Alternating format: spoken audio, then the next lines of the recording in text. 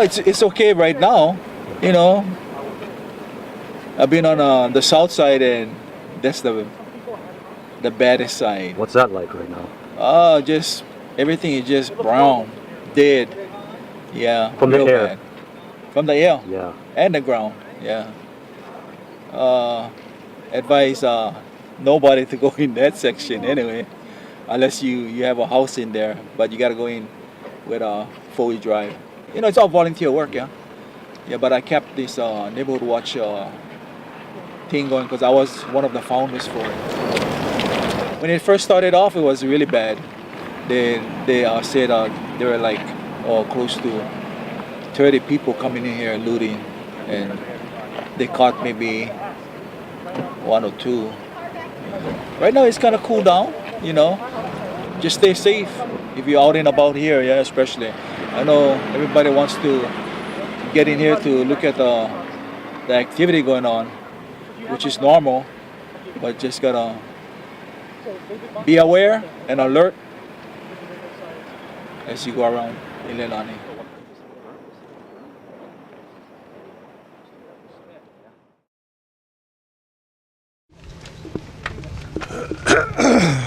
Hi, Jim Kwahikawa, U.S. Geological Survey's Hawaiian Volcano Observatory. I'll do a quick summary of what's happening. Events 8 and 16 have reactivated. 22 and 13 are still the main southbound channels going into the 2 ocean entries, although that has been quite weak today. The biggest producer is vent 7, and from vent 7 there are 2 main channels. The north channel goes towards PGV property, and the south channel will turn around and go south, possibly making a new ocean entry sometime in the next day or 2, if it continues. The PGV, the lobe that went towards PGV stalled early this morning about 6 or 7 o'clock.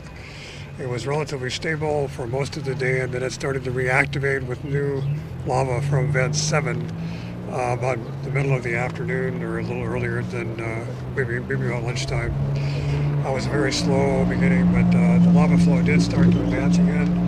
And that's why we're not there physically, and our drone team was pulled off just before to do another commitment. So we don't know exactly where the lava flow is on pad E that you were asking about. But we do know that the flow is advancing across pad E from basically west to east. There is another lobe of that flow that is going to the northeast, north of Pu'uhonua'ula, and it is making some progress towards Highway 130, which is on the other side of the PGV property. At the summit, we have had almost continuous emissions of ash, with one event that went up to about 10,000 feet around noon. The summit is still deflating. The lower east driftstone is quite stable in terms of expansion and earthquakes. Gases in both areas, gas emission rates are quite high in both areas. I think our figure is up to 3 times what the initial gas emissions were for the lower east rift zone fissures. And even at the summit, emissions are still quite high. Any questions? Can you tell us about Fissure 24? Oh, yes. Is there no lava coming out of that? The news star. Fissure 24 was noticed this morning. It was actually a rather slow output. It was going into filling a pre-eruption crack in Leilani Estates.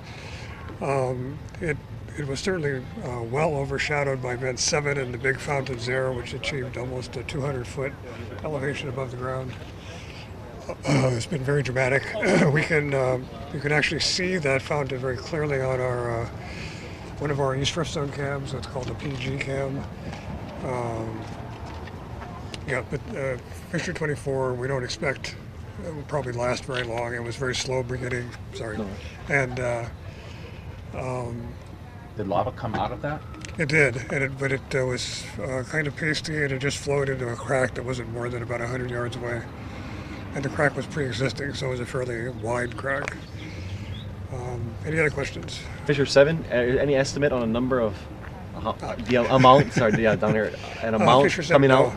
At what rate? It's a tough area to be in. We don't go up on the flow up to the channel because of the the danger that there may be a little overspill or something that might trap us up there. So we're staying on the pre-eruption ground, getting what we can, views and angles and things to try to determine, for example, the lava fountain heights. But no, we so far don't have an estimate. I think we had one 3 days ago. It was just for the area covered by lava, which was about, as I remember, 3.4 square miles. I'm sure it's larger now. Any other Is there an questions? estimate how far the lava from flow 7 is to Highway 130? No, she just asked that, I believe. Did I? Yeah. 132. Oh, Yeah. 132. Yeah.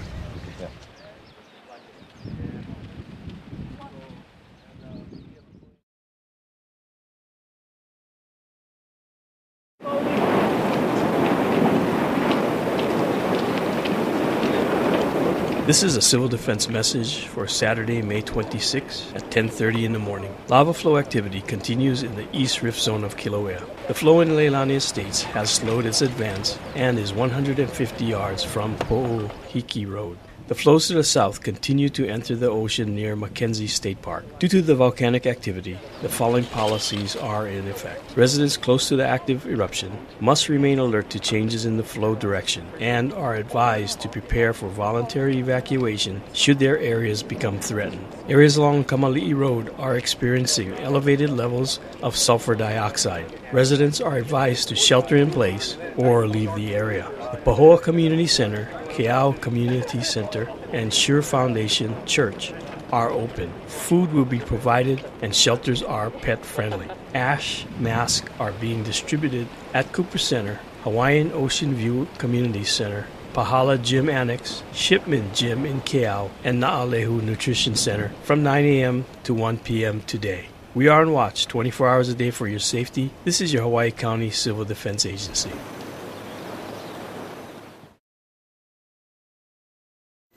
This is a civil defense message for Saturday, May 26th at 6 in the evening. The Hawaiian Volcano Observatory reports the lava flow in Leilani Estates has crossed Po'ohiki Road slightly north of the HGPA site.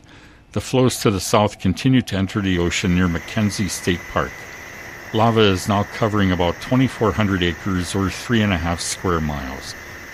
Hale Ma'u crater is producing small bursts of volcanic ash. The ash is slowly being pushed downwind southwest into the Kau district. Volcanic gases, VOG, and ash emissions may increase in areas downwind of the vents. Areas along Kama'ili Road are experiencing elevated levels of sulfur dioxide. Due to the volcanic activity, the following policies are in effect. Take action to limit further exposure and be prepared to leave the area with little or no notice if necessary. Ash fallout may cause poor driving conditions. Drive with extreme caution or pull over and park. Residents close to the active eruption must remain alert to changes in the flow direction and are advised to prepare for voluntary evacuation should their areas become threatened. Stay alert for warnings from civil defense officials. We are on watch 24 hours a day for your safety. Thank you for listening. This is your Hawaii County Civil Defense Agency.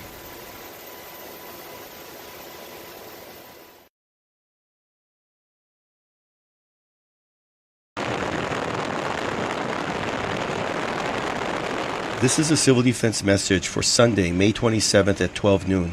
The Hawaii Department of Transportation reports that they are lowering the speed limit on Highway 130 between Leilani Estates and Kama'ili Road to 25 miles per hour. This is a safety measure for everyone who drives over the steel plates installed over cracks caused by volcanic activity. The area continues to be monitored for your safety.